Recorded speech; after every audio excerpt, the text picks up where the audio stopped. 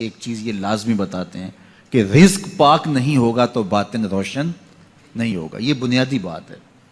اگر رزق پاک نہیں ہے تو میرے حضور نے ارشاد فرمایا کہ ایک بندہ سفر کر کے کعبۃ اللہ کے صحن میں پہنچتا ہے اور کعبے کے پردوں کو تھام رہا ہے وَيَمُدُّ يَدَيْهِ اور لمبے لمبے ہاتھ کر کے کہتا ہے اے اللہ, لیکن اس کا کھانا حرام ہے, اس کا پینا حرام ہے, اس کا لباس حرام ہے, وہ غزیہ بالحرام, اس کو غذا حرام سے دی گئی ہے.